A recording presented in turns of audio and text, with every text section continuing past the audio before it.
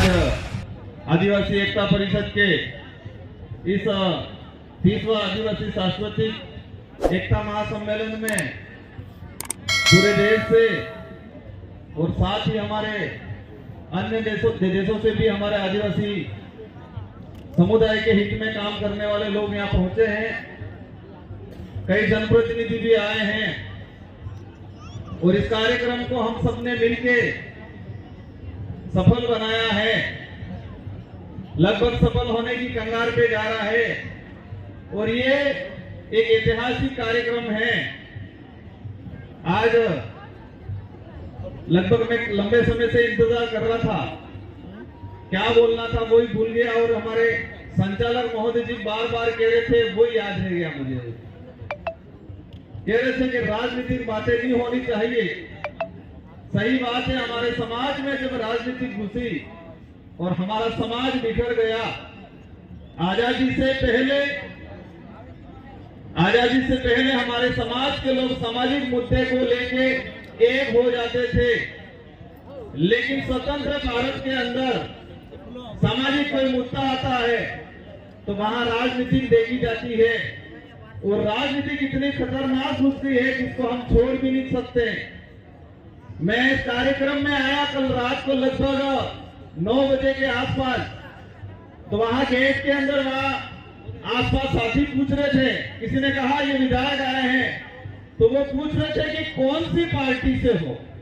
उस भाई ने कहां से विधायक हो ये नहीं पूछा, क्या पूछा, कौन सी पार्टी से हो। मतलब गेट में घुसे तब से ही राजनीति शुरू हो गई। ये राजनीति कितनी खतरनाक है। जब मैं विधानसभा में विधायक के तौर पे मेरी तलाशी की जनता ने मुझे भेजा तो हम विधानसभा के अंदर गए। इससे पहले हमने पढ़ा था कि संसदीय जो व्यवस्था है उस व्यवस्था को कि हर विधायक को एक समय मिलता है निश्चित, हमारे प्रावधान होते हैं स्थगन के बिल पे कटौती प्रस्ताव, हर चीज पे प्रावधान के अकॉर्डिंग नियम के अनुरूप उसको बोलने का अधिकार दिया जाता है, लेकिन वहां पर भी राजनीति हो जाती है। जब मैं शुरुआत में गया तो लगा कि छोटा सा बच्चा मतलब लड़का आया है तो बोलने दिया, फिर पता चला इसके वाला नहीं जमने वाला है, तो वहां भी मेरे साथ राजनीतिक हो जाती है।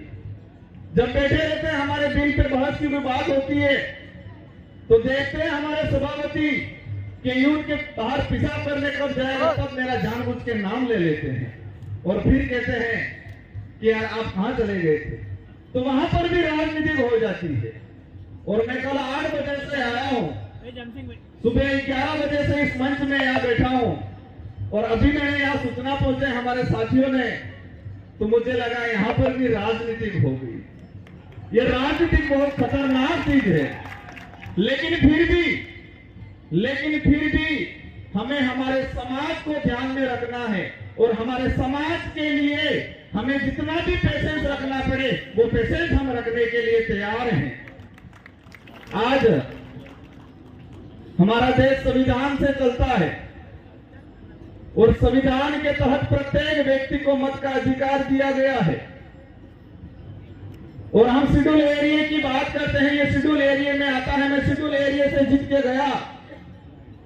हमारी जनता को ये समझाना पड़ेगा, हमारे जनप्रतिनिधि को समझाना पड़ेगा कि पार्टी की टिकट से विधायक नहीं बनते, आदिवासी समाज का सर्टिफिकेट लगाएंगे तो विधायक बनेंगे।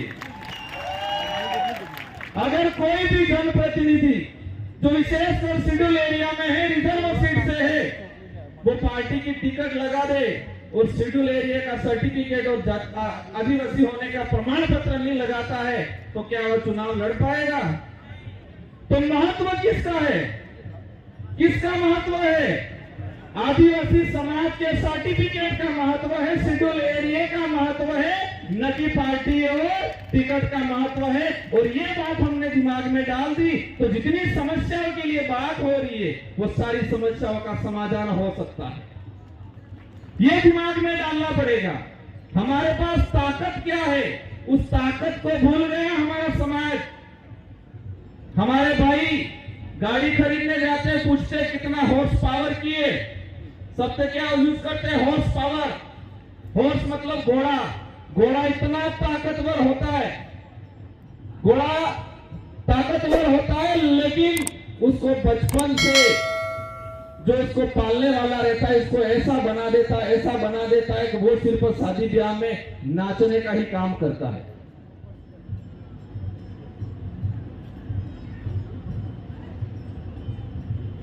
तो मैं जो बता रहा था कि घोड़ा बहुत ताकतवर होता है, लेकिन उसका जो हमारे वहां डोली बोलते हैं वो इसको इतना कमजोर बना देता है कि वो सिर्फ शादी ब्याह में दुल्हा दुल्हन को बिठा के नचाने का इतना ही काम करता है, वो इसकी ताकत को भूल जाता है। और वही चीज हमारे समाज के साथ हुई है। हमारा समाज, हमारी जो ताकत थी, हमारे जो हक अधिकार, जो हमारे ताकत है, उसको हम भूल चुके हैं। और यही चीज पूरे देश की जनता भी भूल चुकी है कि संविधान ने मत को महत्व दिया है, न कि टिकट को महत्व दिया है। यह समझने की जरूरत है। मैं जब विधायक चुन के गया और मैं हमारे पूर्व वक्ता बता रहे थे, मुझे किसी ने टिकट नहीं दी। आदिवासी समाज ने सिलेक्शन प्रणाली से मुझे चुन के भेजा और हम एकमात्र विधायक हैं जो आदिवासी समाज की सिलेक्शन प्रणाली से चुन के गए हुए। और कई हमारे साथी राजस्थान के जो दूसरे संगठन विचारों की मजबूरी है, कहते हैं कि हम थे पार्टी के बंधनों में बजे हुए इसलिए नहीं बोल सकते, वो एमएलए साहब ये चीजें आप बोलना। तो ये जनता को समझना पड़ेगा, ऐसी ताकत पैदा करनी है हमें। अभी बात हो रही थी यहाँ ऊपर जो दिमाग लगाया हुआ है उस पर लिखा हुआ है बहुमतवाद। इसके नीचे शुरुआत में जो मुर्गी लग रही है, तो इसको देख के बात याद आती, मैं हर बार बोलता हूं, हमारा समाज के अंदर किसी पे आपत्ति आती तो हमारा समाज एकजुट होकर लड़ता।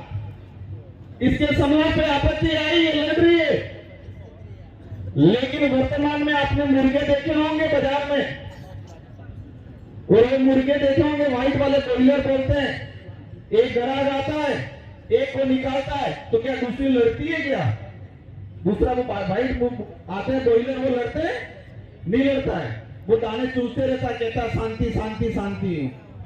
जैसे जैसे ग्राहक आए एक एक मुर्गा काट काट के इसको खिला देंगे और लास्ट में एक बचेगा, वो भी खाता रहेगा, कहता है शांति शांति। उसको नहीं पता मेरा भी नंबर आने वाला है।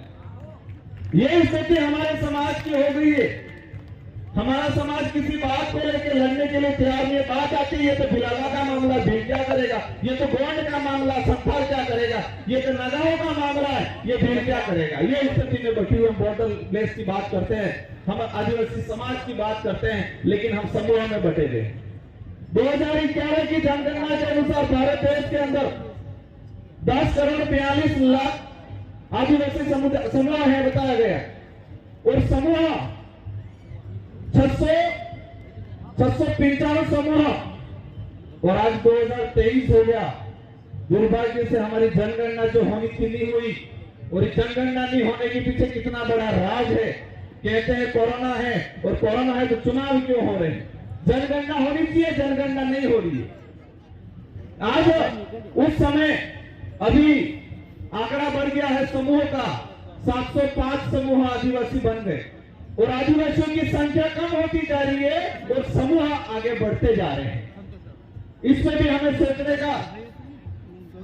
आज हमारे आदिवासी समाज के अंदर अभी बात हो रही थी नागा, 2 देशों के अंदर बांट दिया, 4 राज्यों में बांट दिया। हम सब आए, हम सब ने बोला, लेकिन किसी ने एक चीज नोटिस नहीं की कि ये भी हमारा बिल राज जो था, बिल प्रदेश की जो मांग था, वही हिस्सा है। आज हम सब वक्ता बोल रहे हैं, आप सब बाहर जाके देखना, जो गाड़ियां खड़ी है, जो लोग आए, इसमें से 80% गाड़ियों पे बिल प्रदेश का झंडा लगा हुआ है, लेकिन हम बिल प्रदेश की बात करने में शर्माते हैं।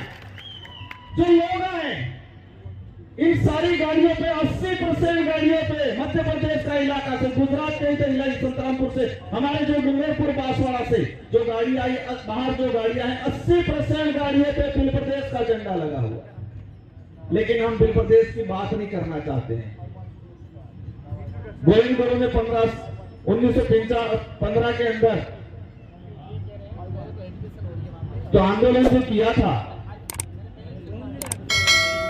तो ये भक्ति आंदोलन की बात करते हैं, लेकिन उस समय बिलराज स्थापित करने का भी बात था और हम इस चीज को भूल गए हैं। मेरे इस मंच के, इस पंडाल के अंदर जो लोग हैं उनसे निवेदन है कि हम नया, हमारी पीढ़ी को कुछ नहीं दे सकते, लेकिन हमारे पूर्वजों ने हमको जो विरासत में दिया है, हमारे पूर्वजों ने हमको विरासत में जो रिजर्वेशन दिया है, विरासत में जो संस्कृति दी है, विरासत के अंदर जो इतिहास दिया है, विरासत के अंदर जो जल जंगल जमीन दिया है, उसी को बचाने का काम कर लो, वही आने वाली पीढ़ी के लिए बहुत हो जाएगा।